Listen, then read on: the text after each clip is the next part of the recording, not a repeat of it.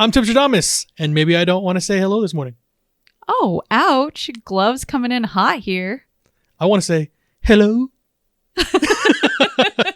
Joining me as always is my talented and beautiful co-hostess, Voyse. Good morning, Timstradamus, and welcome to all of our listeners.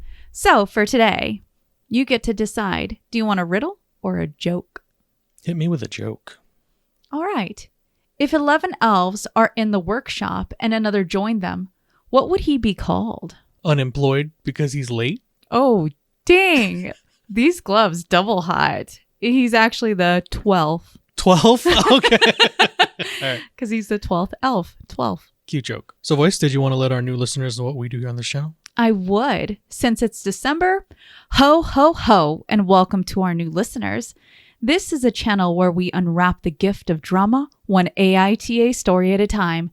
Grab some tea or cocoa, cozy up by the fire, and let's see who's making Santa's naughty list this year. You always dazzle me with what you come up with. Thank you. 'Tis ugly sweater season. I've got mine. Are you wearing yours? Oh, I can't wait to put mine on. Well, talking about ugly sweaters, I decided to make you a delicious tea. So go ahead and pick it up.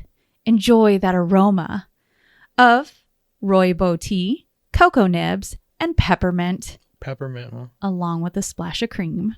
Whoa. Okay, when you said the rooibos and the peppermint. Yeah, that's really good.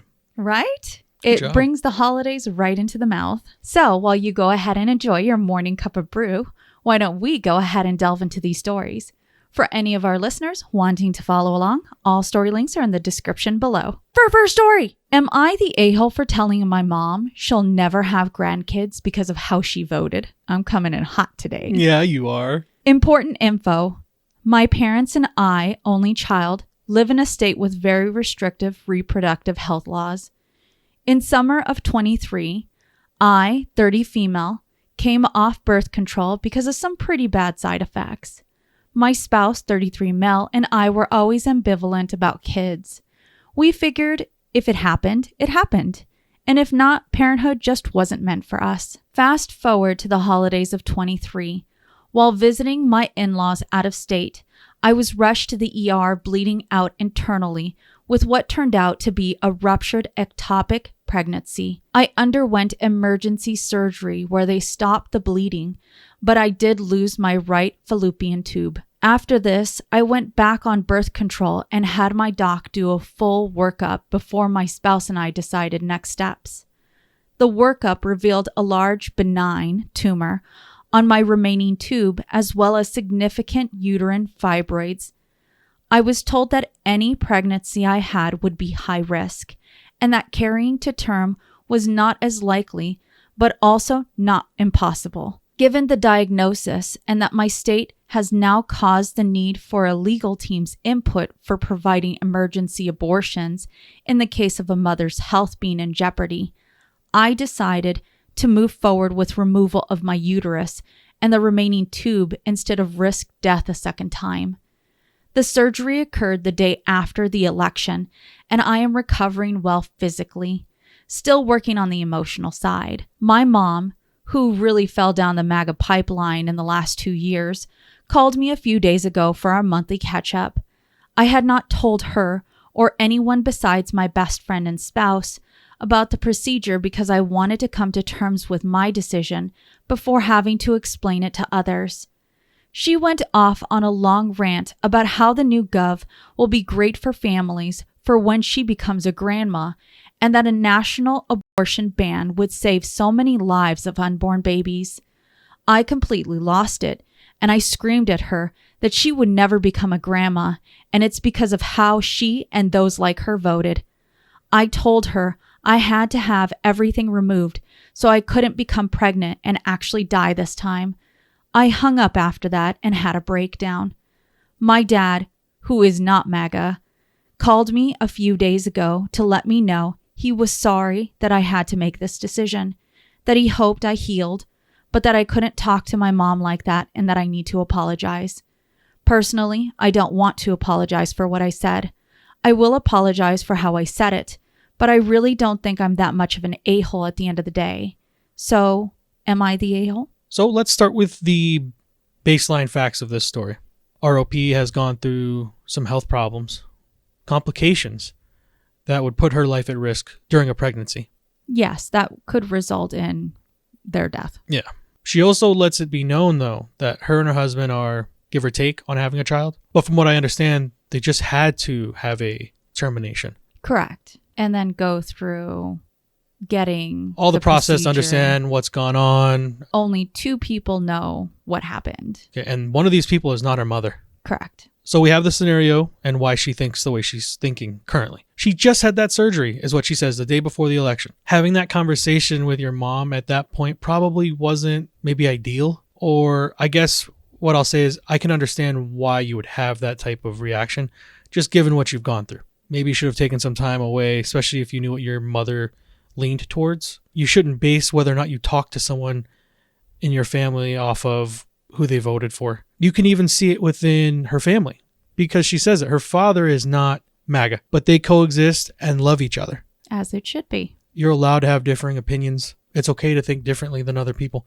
even within your own household. Agree to disagree. It's a healthy way to walk about life. I guess no matter what side you land on, I can only go about this through the way we handle our lives. We have friends on both sides. We just had an amazing baby shower with an entire room of people who are from all different walks of life. And you know what ended up coming from that? Because it was right after the election.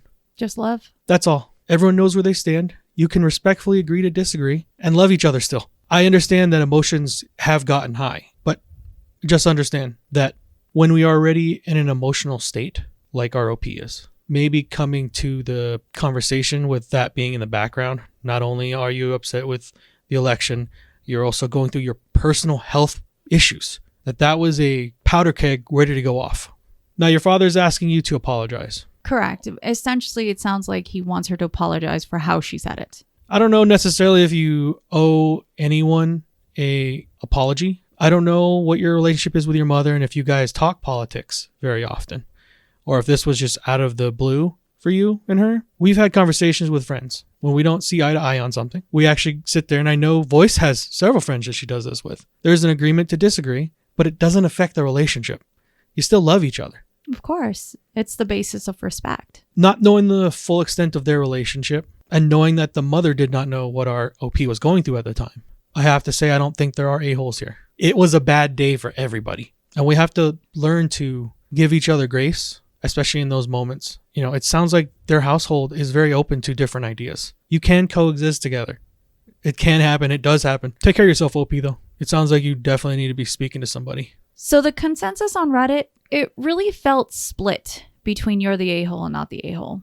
For the not the a-hole Redditors, many empathize with OP, and others just didn't side with the opinions of OP's mom. Some tried to understand that OP was talking from a place of hurt, pain, and emotion. For the you're the a-hole Redditors, they admonished OP for not even telling their mother about their situation in a calm way, but instead yelled at her rather than talk things out, or even say that they didn't want to talk politics at all. Others also pointed out that while many have differing opinions, treating family or friends in this manner for their different viewpoints and opinions is just another way of needing to grow up. Now, the one thing that I can say, and as you said, Timstradamus, I've got friends that we don't see eye to eye, especially when it comes to politics. But there are many things that we definitely respect from each other. And one of them is learning that I'm not there to try and change someone's mind. I can go ahead and provide my perspectives, and I could give you what I believe I feel is right. But what I feel is right doesn't mean that that's what everybody feels is right. Unless you're talking about something that is so morally and ethically wrong. Other things is just you have your version of right and I have my version of right. And as long as I respect that I'm not trying to change you, respect not trying to change me. The one thing that I can say is I do feel sorry for OP. It sounds like they're going through a lot. Just because you're going through a lot, because a lot of people in this world go through a lot of stuff, doesn't mean that you can let your frustration and anger out on a loved one, even if you don't agree with them. That's not right. I can't imagine suddenly sitting there and being the brunt of someone's anger because they never told me what was going on in their life. That would be an awful way to have a relationship with someone and would really make me question, why does we even have a relationship if there's not even the basis of respect in that way? Now, and mind you, it's hard because we weren't in that conversation. If our OP said anywhere that they told their mother to stop talking about politics, that they said that they didn't want to hear these types of viewpoints because they were starting to get upset about it, and the mother continued on with it, I can understand the lashback, but not when somebody's having a conversation with you and then suddenly you want them to be the outlet of your anger and frustration. That's not right. The only thing I'll say with this type of story is social media is not real life. You can have friends and family that think different things from you, and you guys still can love and respect each other. Again, we are so lucky and blessed to have the people in our lives that we do, because that thought crossed my mind just once when we were getting ready to set up for the party. Was, we were days after the election. What is this going to be like with all walks of life? And when I say we have friends from all walks of life, we do have friends from all walks of life. It's a fantastic thing we've been able to cobble together throughout our lifetime. We drank, we laughed, we sang together. It was an amazing time. And again, it just makes you understand that what you see on the internet normally isn't real life. Respect and love each other. Have your disagreements. And if it is something like crossing boundaries and bringing something up, yes, I'm fully on the side of that person deserves what they got, because you're pushing past boundaries. You are correct. We don't go into any situation trying to convince anyone of anything. We love you for who you are, and we're just here to spend time and be merry. That's it. I love that. Spend time and be merry. Well, let's go on to our next story. And this one is tagged a not safe for work, but it's because it's talking about genitals. So if you're a little squeamish, just to let people know, it does have genitals in there. Trigger warning. Am I the a-hole for telling my girlfriend that her privates smell sometimes? Trigger warning. Using not safe for work tag because it does with a sexual organ. So my 32 male girlfriend, 30 female, have been together for a little over a year. I had noticed a smell from time to time when we were being lazy around one of our apartments, but I couldn't place what it was. It happened at both places, so figured it was just her hair product or something. The smell isn't disgusting or anything, and it can be unpleasant at times. Not enough that you want to get away from the area, but enough it'll make you think, God, I wish this would go away. The way I found out where it was coming from was using the restroom after her. It was a very unpleasant day. We had just been very active all weekend, and showers were more of a quick rinse off instead of a proper shower. We were hiking and camping at a state park, and being a little dirty just comes with the territory of camping. On the drive home, I noticed it in the car, and when we got home, she used the restroom first, and I asked to use it after her before she showered. When I went into the restroom, the smell just hit me like a sack of bricks. All she had done was pee, and the smell was so amplified from that, there was no mistaking that it was vaginal. I came out like nothing happened and let her shower, thinking maybe if she smelled it again after some fresh air in the other room, it might trigger her to clean her area better. It didn't do much, so she smelled blind to it. After her shower, I go in and shower, and the smell is mostly gone, but faintly there mixed with soap fragrances and such. I take my shower and come out to finish unpacking, and we start talking about what we want for dinner.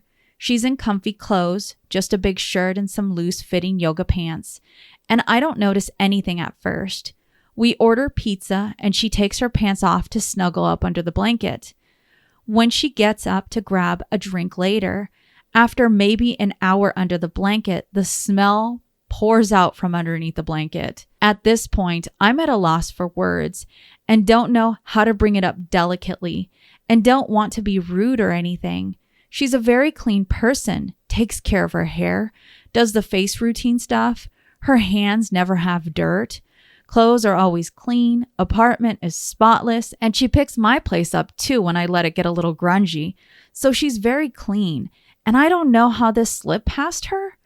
Fast forward about 3 days, and life is as usual. And she says, I think I'm starting my period soon to me when I'm at her apartment one night. And I figure this is my in to mention it under the veil of hormones, maybe. So I reply, yeah, I think you are too, somewhat vague. She gets a kind of, what? Look on her face, and I immediately knew that was a dumb play on my part. So I say back, well, sometimes when you're near your period, I can tell because you have a different scent, kinda. It's not bad, I can just tell, can't explain it really. And she kind of spazzes out a little, asking me to explain more.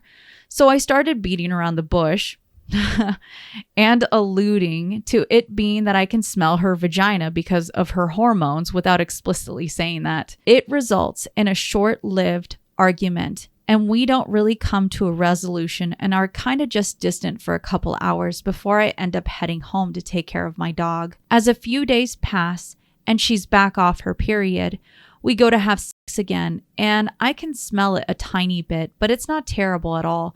So I figure maybe she is taking extra care of that area. Well, during and after sex, it's the only thing dominating my mind because the smell is so abundant.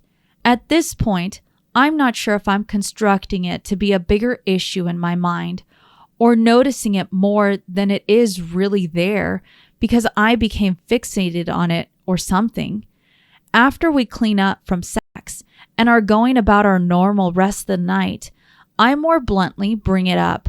I started with, hey, there's something I want to talk to you about. And she asked, what is it? And I preambled with all the delicate, I know this is a sensitive issue type stuff. And then I just told her, sometimes your vagina has a smell to it that is pretty strong.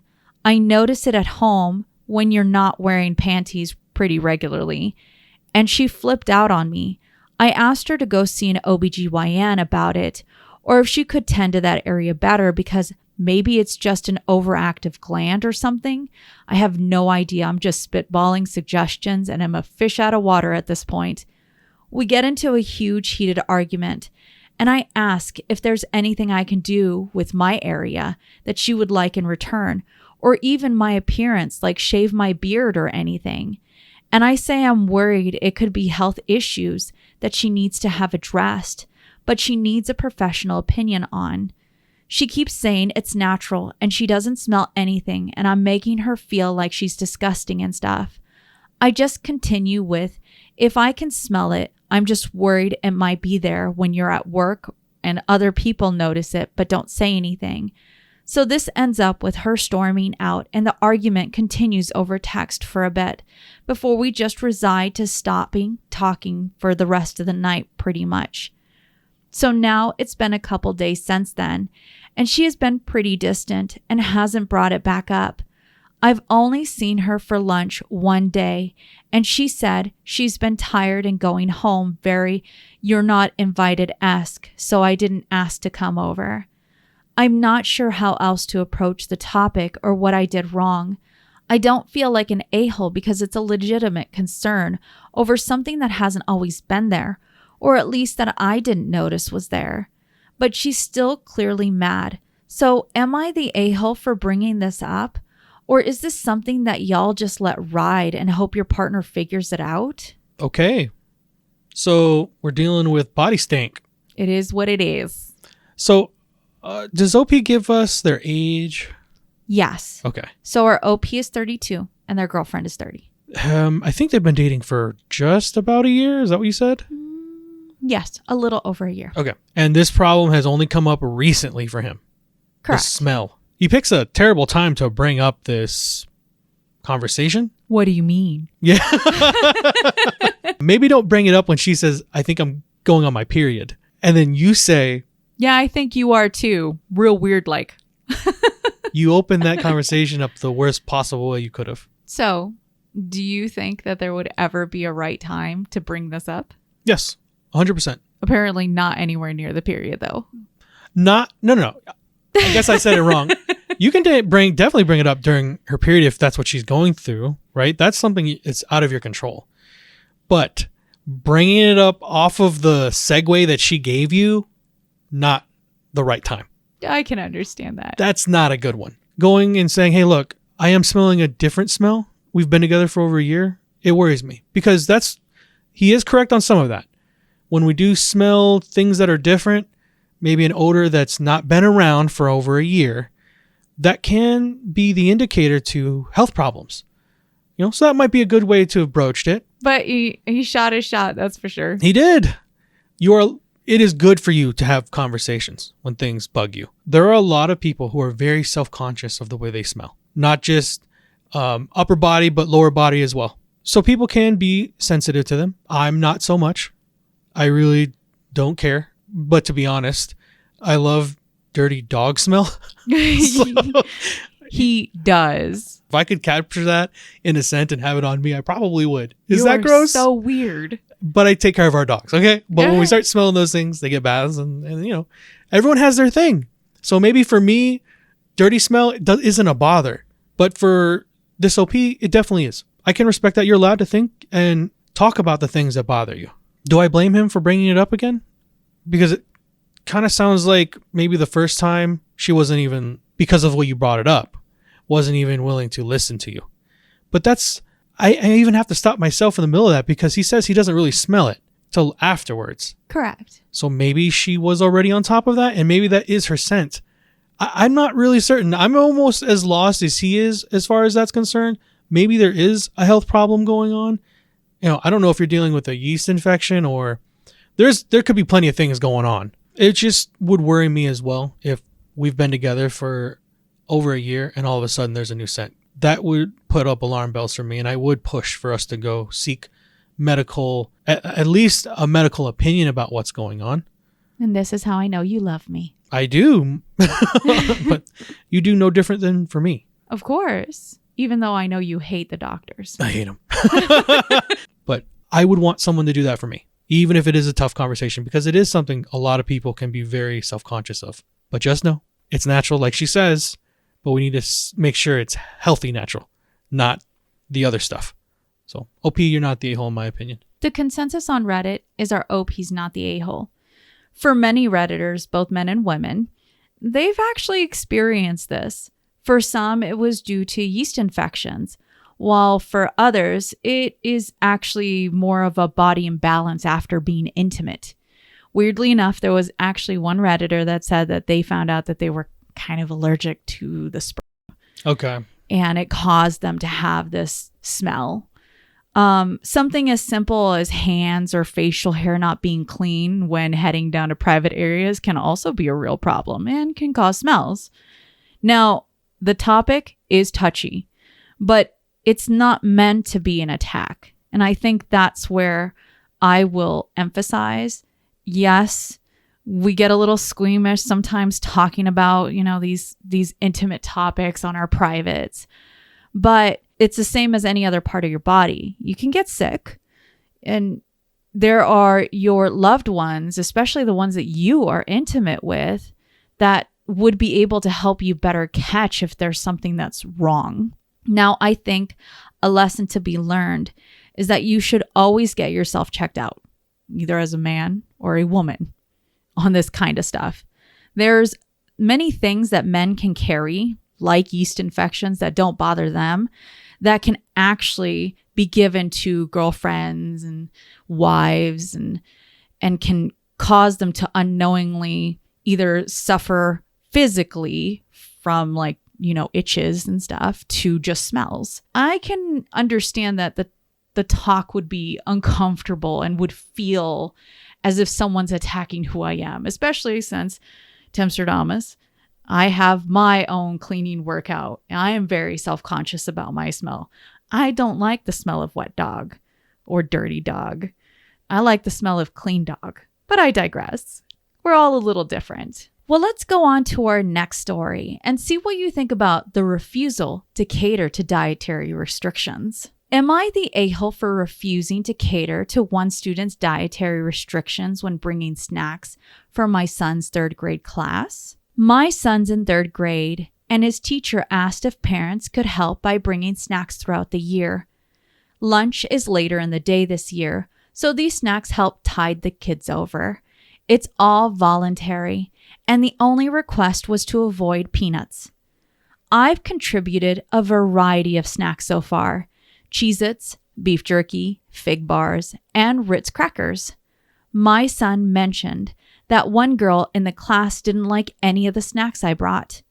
I didn't think much of it at the time. This week, I brought Madeleines and applesauce pouches. My son came home saying that this girl is now claiming allergies, being gluten-free, avoiding meat, and having a bunch of other dietary restrictions. I told my son, if her dietary needs are so strict, maybe her parents should be the ones responsible for her snacks. Being the good-natured kid he is, he mentioned this to both the girl and the teacher, which got back to her parents, who then complained to the school. The teacher, who has always been grateful for my contributions, is now in a tough spot and gently asked if I could bring snacks that fit the students' restrictions. Based on what I've heard, this girl's approved snack list is basically saltine crackers, butter noodles, and fruit snacks. To me, this seems more like a case of pickiness than medical necessity. I told the teacher I understood her situation and that I'd love to keep helping with snacks, but I'd like to continue to bring the type of snacks I've been supplying, and if one student can't partake, it should be up to that student's parents to provide for her. My wife thinks I'm being an a-hole for putting the teacher in a tough spot. I just want to keep bringing snacks that the rest of the kids enjoy. Am I the a-hole? I like the story. A little snacky meatball. No, I don't believe you're the a-hole, OP. Are you serious? One child? Now, in this situation, they're kind of broadly told, look, there's only one thing off limits. No peanuts. And I can 100% understand that because peanut allergies are wide-ranging and wild. The reactions are very, very different. Someone could just be in the same room as a peanut and they might have something going on. We know someone. That's just like that. We love you. Which is why we make sure every time we host anything, there's no peanuts around. Not anywhere near. So our OP adheres to that. I don't hear any other rules or guidelines outside of when this interaction happens. Now it's all of a sudden, hey, there's an approved snack list, which is saltine crackers. Yeah, saltine crackers, butter noodles, and fruit snacks. Okay. I'm all down for the fruit snacks. That's whatever. You should be giving your kids fruits. But to whittle everything down to only 3 snacks approved for one person, if it really bothers you that much as the parent of said child, I agree. You definitely should be providing snacks for your kid. Okay, just to veer you off that for just a second, you said fruit snacks, and I have to wonder, is their fruit snacks actual fresh fruit? Because our OP brought applesauce with the Madeleines, right? Or are they talking about like Welch's gummies? Because that's still just more processed sugar than it's actually real fruit. Well, I honestly thought that when we were saying that, it was fruit, like fresh fruit. That's why when you had said it, it made me think twice. Yeah, all right. Not knowing that specifically, I guess, I'm still going to lean on the side of no differently than ROP. If you really have that type of restriction put on your kid, then you need to be supplying the snacks you want them to eat at school. You're allowed to be picky, but what you shouldn't be allowed to do is call the shots for however many kids are in this classroom enjoying those snacks. Because one out of, let's say, 20 kids has a parent that's super restrictive. Again, that's your choice. I'm not trying to say you can't do that with your kids. Just if you're going to have those type of wants and needs, provide it on your own. And I applaud you. Madeleines and applesauce? That sounds like a good snack to me. Now I want some Madeleines. Voyse loves Madeleines. If they're around us, my goodness gracious. Gun. All the time. It's for the baby. It's for the baby now. Yeah, we're talking about the other 18 years between the babies. Yeah, they were coming into existence, you know. Got it. OP's only asking if they would be an a-hole by continuing to give the snacks that they want to give to the classroom. Correct. And essentially refusing to cater to one child. No, you're not the a-hole. I understand putting teachers in tough spots with people, but that's a boundary the teacher needs to set down. the more I've learned and the more we've had conversations with people, because we have a couple friends that are teachers, you have to be able to put down those boundaries, because a lot of the time those school systems don't have your back. Because see, the thing is, that's not free. It's a voluntary basis. That's the cutoff here. No, OP, you're not the a-hole. Keep giving fun snacks. The consensus on Reddit is our OP's not the a-hole. In fact, there were teacher Redditors that came out saying, thank you, OP, for your donations to the class. Now, other Redditors were saying that OP should get a written list of allergies of students in the class, because many call BS on this child and her parents that say that she has a gluten allergy, as saltine crackers and butter noodles have gluten in it. Oh. Remember when I had to take all the tests when figuring out the gallbladder? I had to eliminate all breads. So I found that very interesting because I caught that right off the bat, and I was so glad that Redditors did as well. Aside from that, if a child needs specific nutritional needs, their parents can get it for them. Yes. And I side with that. If you want to be picky with what your child has, you can definitely say, restrict my child from having this. But there's a very big difference between making sure that your child has a restrictive diet for their health, such as if they have allergies or if it's just not good for them because it's just junk food, versus a child being picky.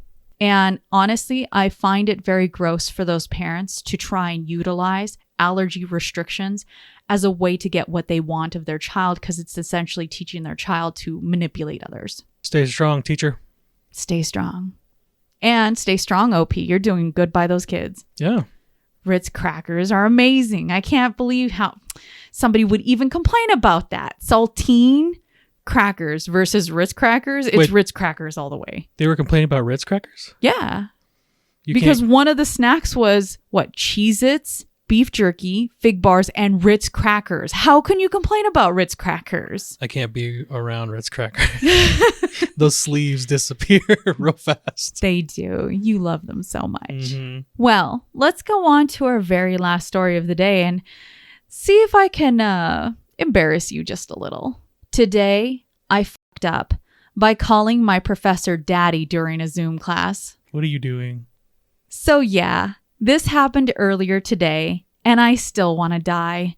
I'm 20 female and had to do this big presentation on Zoom for one of my classes. I was already nervous because public speaking freaks me out, but I had my notes ready and was just trying to get through it. About halfway through, my professor, he's this super serious older guy, stopped me to ask a question. I went to unmute myself, and instead of saying, "Yes, professor," my brain fully glitched and I said, "Yes, daddy." The second it left my mouth, I just froze. The whole classroom went dead silent. Then someone in the chat was like, "No way," and people started spamming laughing emojis. My professor just stared at me for what felt like forever and was like, "Let's move on." I tried to play it off and keep talking, but I was so flustered I forgot half my points. People in the chat wouldn't stop. One dude literally renamed himself to Daddy on Zoom. I logged off right after because I couldn't deal with the shame. Now my group chat is roasting me nonstop. They're sending me memes and calling me Daddy Girl, and I'm scared to show up to class next week. I swear I'll never live this down. The Too Long Don't Read accidentally called my professor Daddy during a Zoom presentation, and now my entire class thinks it's hilarious. We've all been there, OP. Well, I have. Oh, tell us this story. This is why you did this. Just a little.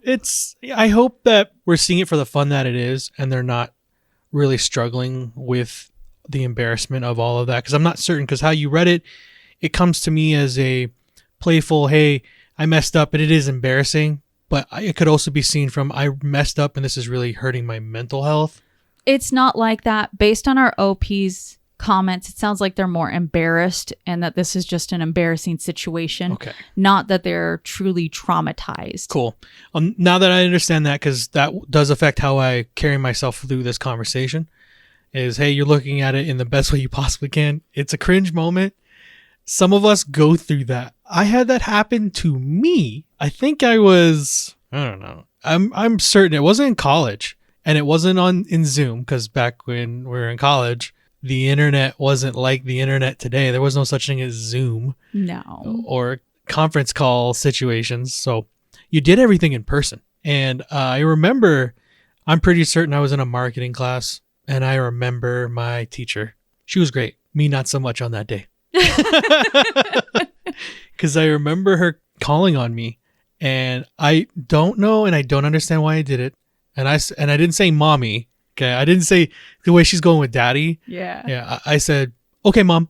And I remember when I said it, because I saw everyone's faces light up around the room, and the laughing started. It wasn't on purpose. But I mean, at the end of the day, so many things go through your mind when you're answering a question, right? For some of us, like our OP, they said that public speaking already is difficult for them. So even before they get to that starting line, they're thinking about 10 other different things. See, because when I did it, there's not a chat room, right? There's not people speaking in the middle of my embarrassment. There's the laughter, but there's no words behind it.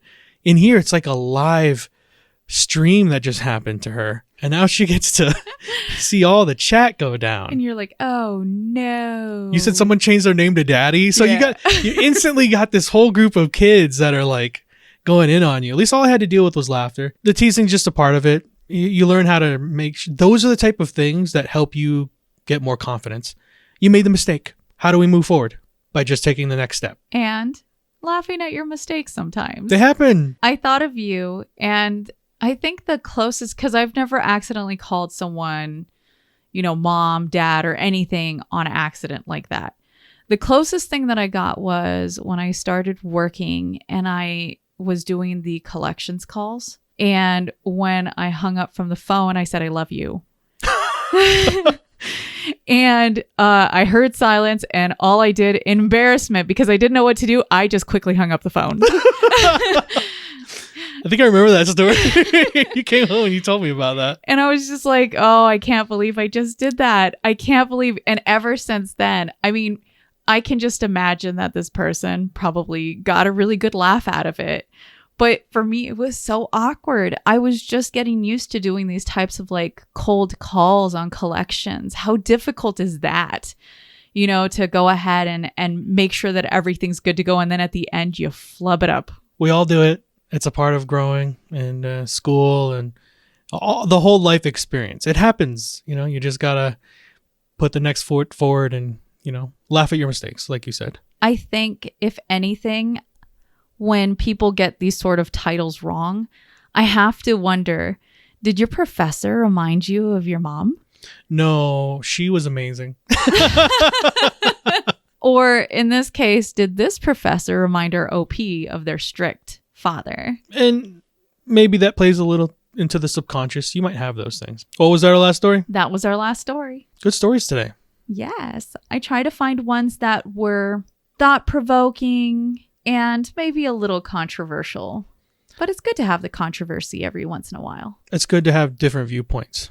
But I also understand people have to work through their own things. That's very on true. both sides of that argument. It can be easier for us to say that because we've been, again, blessed with the people we've had in our lives, the experiences we've had in our lives, the perspective we've been given through our lives. That can be very wide-ranging and different from every single person on earth. So who are we? We're just people with a YouTube account and a password.